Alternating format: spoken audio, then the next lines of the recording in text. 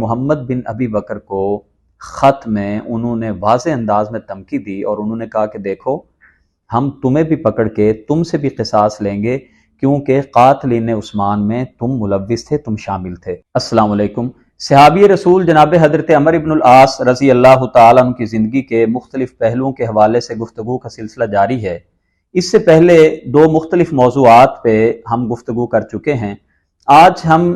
اس بارے میں بات کریں گے کہ سیدنا عمر بن العاص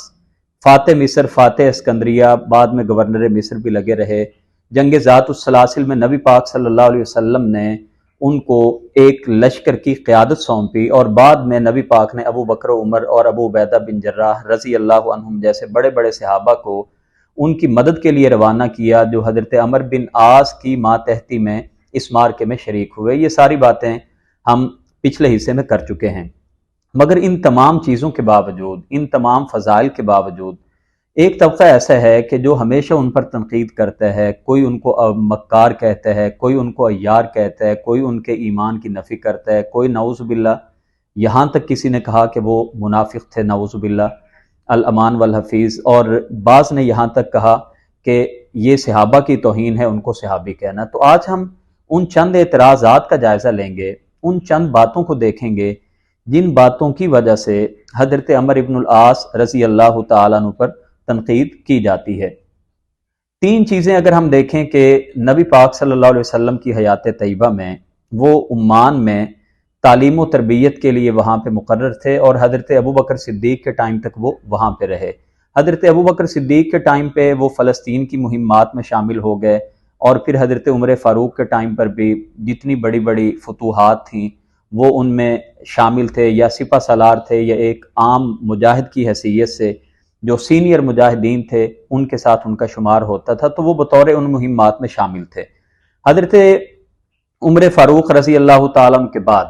عثمان غنی رضی اللہ تعالیٰ عنہ نے ان کو مصر کی گورنری سے یہ کہہ کے معزول کر دیا کہ جو خراج آتا ہے، جو وہاں کی غیر مسلموں سے جو ٹیکس لیا جاتا ہے، اس کی رقم میں کمی آ گئی ہے، ان کو معزول کر دیا گیا۔ یہ فلسطین میں جا کے رہنا شروع ہو گئے۔ حضرت علی رضی اللہ تعالیٰ عنہ کے دور میں اس سے پہلے حضرت عثمان غنی کی شہادت ہو گئی۔ شہادت کے بعد حضرت علی رضی اللہ تعالیٰ عنہ کو جو دور ہے وہ سارا کا سارا فتنوں میں ہمیں گزرتا نظر آتا ہے، اور حضرت عمر بن عاص رضی اللہ تعالیٰ عنہ پر جو تنقید کی جاتی ہے اس کی بڑی وجہ بھی اسی دور میں ان کی وہ رائے یا ان کے وہ فیصلے تھے جن کی وجہ سے آج ان کو مورد الزام ٹھہرایا جاتا ہے۔ حضرت عمر بن عاص رضی اللہ تعالیٰ عنہ جب فلسطین سے آتے ہیں شام میں، اور قصاص عثمان کا، حضرت عثمان غنی کے جو قاتلین ہیں ان کی گرفتاری کا ایک بھرپور مطالبہ کیا جا رہا تھا، اور اس کے لیے مؤثر ترین اور مضبوط ترین اور اونچی ترین جو آواز تھی وہ شامیوں کی تھی۔ حضرت عمر بن عاص رضی اللہ تعالیٰ عنہ کا بھی یہی کہنا تھا کہ ان سے بدلہ لیا جانا چاہیے۔ وہ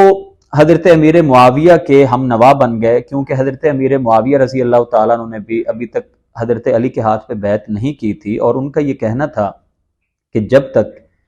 قاتلین عثمان کو گرفتار نہیں کر لیا جاتا اس وقت تک ہم حضرت علی کے ہاتھ پہ بیعت نہیں کریں گے۔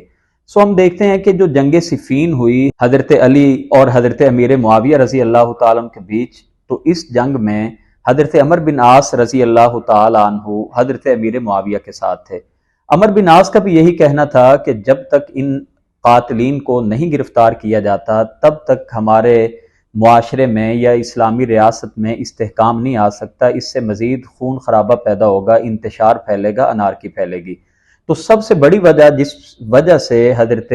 عمر بن عاص پر تنقید کی جاتی ہے وہ حضرت امیر معاویہ کے ساتھی تھے، اور حضرت امیر معاویہ رضی اللہ تعالیٰ عنہ کے بارے میں جو کچھ کہا جاتا ہے، اور بالخصوص ہمارے ایک مخصوص طبقے کی طرف سے حضرت امیر معاویہ پر جس طرح سے سب و شتم کیا جاتا ہے، جس طرح سے ان پر بہتان لگائے جاتے ہیں، کبھی ان کو نعوذ باللہ شرابی تک کہا جاتا ہے، ان کو بدعتی تک کہا جاتا ہے۔ تو ایک تو اس سے یہ آپ اندازہ کیجئے کہ عمر بن عاص پر تنقید جو ہوتی ہے وہ بھی انہی حلقوں کی طرف سے ہوتی ہے جو حضرت امیر معاویہ کے خلاف گفتگو کرتے ہیں، تو وہ حضرت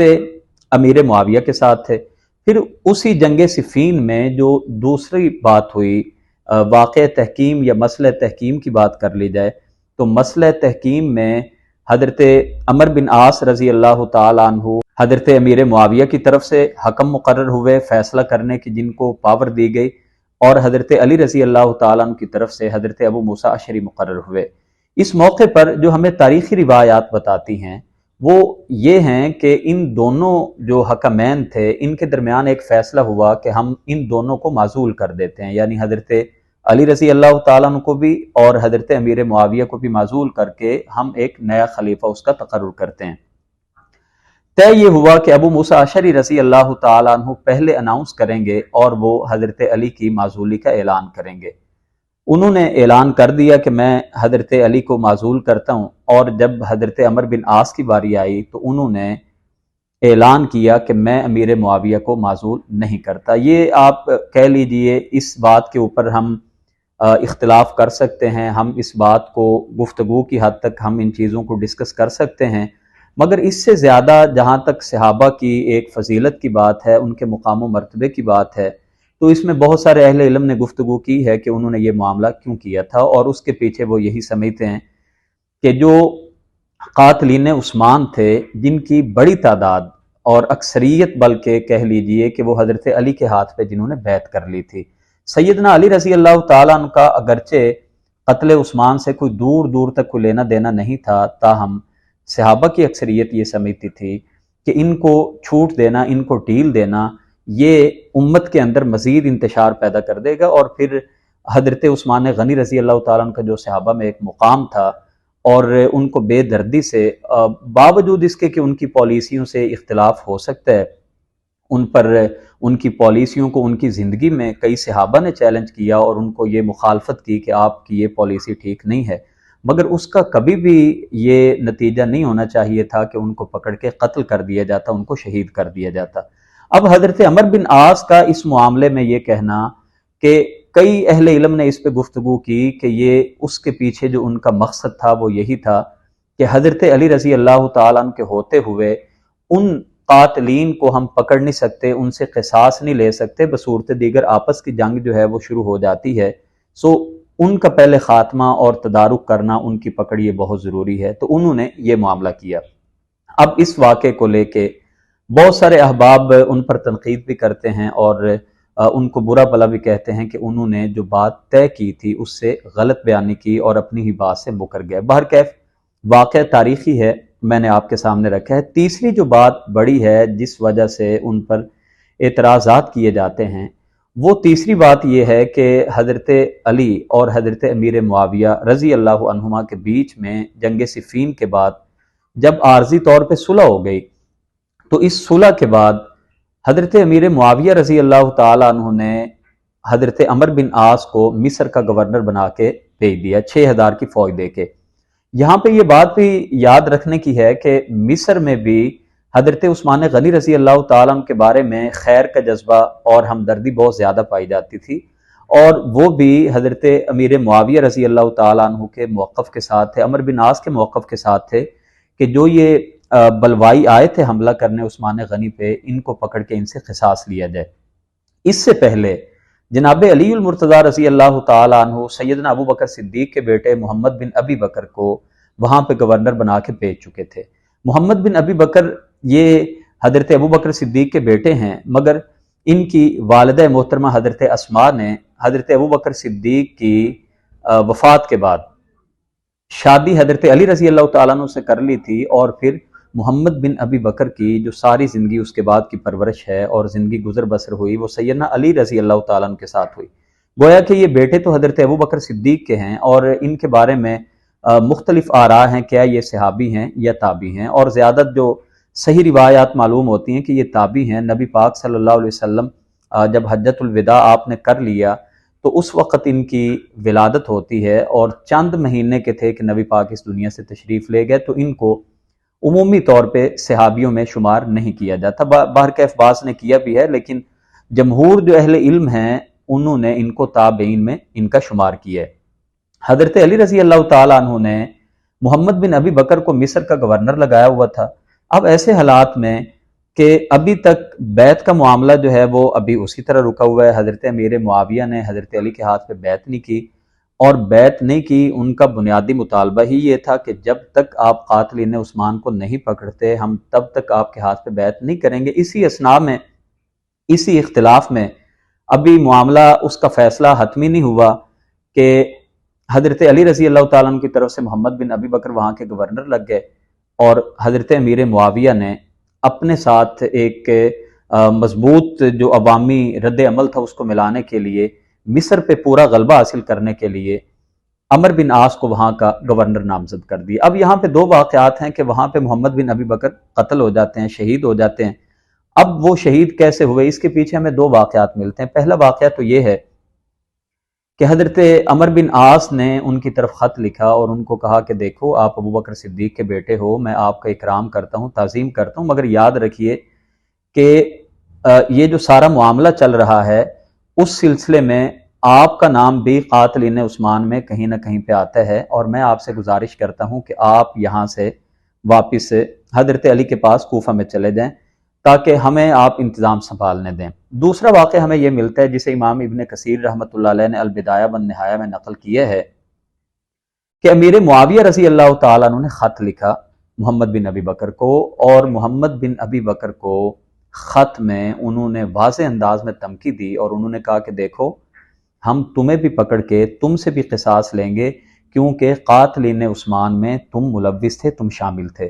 اب یہاں پہ یہ تو بتایا جاتا ہے کہ محمد بن ابی بکر کو مار دیا گیا، قتل کیا گیا، مگر ایک دوسرا پہلو نہیں بتایا جاتا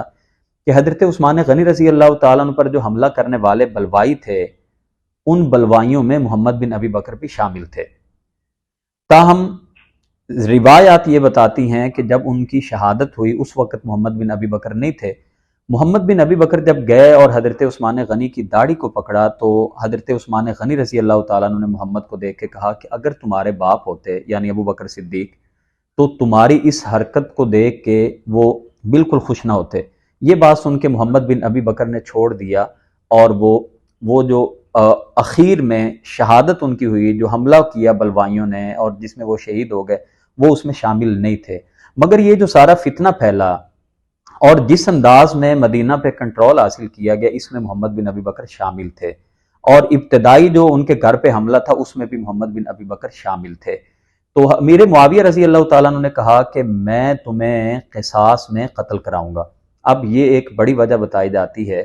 کہ جس وجہ سے محمد بن ابی بکر کو قتل کرا دیا گیا۔ باقی جو واقعات ہمیں ملتے ہیں، جو انجینئر محمد علی مرزا صاحب نے رتب و یابس کی ہے کہ ان کی جو لاش تھی اسے وہ کسیٹا گیا اور اسے جو ہے نا وہ کھال کے اندر بند کیا گیا اور ظلم زیادتی کی گئی، ایسی کوئی بھی روایت ہمیں کسی صحیح تاریخی جو کتاب ہے اس سے نہیں ملتی۔ البتہ یہ ضرور ہے کہ ان کی شہادت ہو گئی، اور بعض نے نام یہ لکھا ہے کہ عمر بن عاص کے پاس ان کو پیش کیا گیا اور ان کو قتل کرایا گیا، اور بعض نے کہا ہے کہ معاویہ بن خدیج جو تھے وہ بھی صحابی تھے، ان کے حکم سے ان کو قتل کیا گیا۔ یہ تین بڑی بڑی باتیں ہیں جو حضرت عمر بن عاص کے بارے میں کہی جاتی ہیں، یعنی ایک تو حضرت امیر معاویہ کے ساتھ وہ جنگ صفین میں شامل ہوئے، حضرت علی کے موقف کے خلاف ان کا موقف تھا، دوسری جو بات ہے وہ مسئلہ تحکیم ہے، اور تیسری بات محمد بن ابی بکر کا قتل ہے۔ کہ یہ تین بڑی بڑی باتیں ہیں جو ناقدین ہیں، جو معترضین ہیں، وہ یہ کہتے ہیں کہ اس وجہ سے ہم ان کو صحابی نہیں مانتے یا ان کے بارے میں بڑے غلیظ قسم کے الفاظ بولتے ہیں۔ میں اخیر پہ صرف یہ گزارش کرتا ہوں کہ دیکھیے صحابہ کے بارے میں جو قرآن پاک میں اللہ تعالیٰ نے فرما دیا ہے، ادی لا یستوی منکم من انفق من قبل الفتح وقاتل اولئک اعظم درجۃ من الذین انفقوا من بعد وقاتلوا وکلا وعد اللہ الحسنى۔ اللہ تعالیٰ نے اس آیت مبارکہ میں یہ اعلان کیا کہ جو فتح مکہ سے پہلے اور جو فتح مکہ کے بعد ایمان لائے ہیں وہ ایمان میں برابر نہیں ہیں، وہ کبھی بھی برابر نہیں ہو سکتے۔ جو پہلے ایمان والے ہیں ان کا مرتبہ خیرات کرنے میں بھی اور جنگیں لڑنے میں بھی بڑا ہے، مگر بعد میں اللہ تعالیٰ نے فرمایا وَكُلًّا وَعَدَ اللَّهُ الْحُسْنَى، اللہ نے تمام میرے ساتھیوں سے جس کو رویت حاصل ہوئی، جس کو صحابیت کا درجہ مل گیا، اللہ نے سب سے خیر کا، جنت کا وعدہ کیا ہے۔ ایک تو یہ بات ہے، اور صحابہ کرام جو ہیں یہ تاریخی ہستیاں نہیں ہیں، ہماری تاریخی روایات میں بہت زیادہ چیزیں گڑمڑ کی گئی ہیں، خلط ملط کی گئی ہیں، رتب و یابس کیا گیا ہے۔ تو صحابہ جو سارے کے سارے ہیں یہ قرآنی ہستی ہیں، ان پر نفاق کا فتویٰ جڑنا، ان کے بارے میں نعوذ باللہ کفریہ باتیں کر دینا اور ان کو گالم گلوچ کرنا، یہ ہمارے ایمان کے منافی ہے۔ اب وہ ان کا جو بھی معاملہ تھا اس کے بیک پہ جو بھی حکمتیں تھیں، اب یہ معاملہ وہ اللہ کے سپرد ہے، اور میں نے ایک پہلے بھی بات یہی کی تھی کہ ہمیں روکا گیا ہے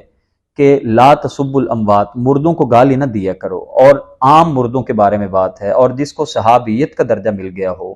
تو اس کے بارے میں پھر کیا خیال ہے، اور یہاں تک ہمیں کہا کہ جو تمہارے مردے ہیں ان کے محاسن بیان کیا کرو۔ اب ان کا معاملہ اللہ کے سپرد ہے، اور یہ قرآنی ہستی ہیں۔ قرآن میں اللہ رب العزت نے تمام اصحاب پہلے سے لے کے آخری تک ان تمام کے بارے میں اللہ رب العزت نے خیر کا وعدہ کیا ہے، جنت کا وعدہ کیا ہے، تو ہمیں ان ہستیوں پہ تبرہ کرنے کی بجائے ہمیں جو باقی تمام جو دائیں بائیں کے سیاق و سباق ہیں اور جو ہمیں شواہدات ملتے ہیں وہ بھی ہمیں سامنے رکھنے چاہیے۔ صرف یہ نہیں ہے کہ جو حضرت عمر بن عاص کے خلاف روایات ملیں، امیر معاویہ کے خلاف جو روایات ملیں وہ تو ہم لے لیں، اور جن روایات میں ان کی فیور میں کوئی بات جائے، ان کے حق میں کوئی قول ملے، ہم ان کو ضعیف قرار دے دیں۔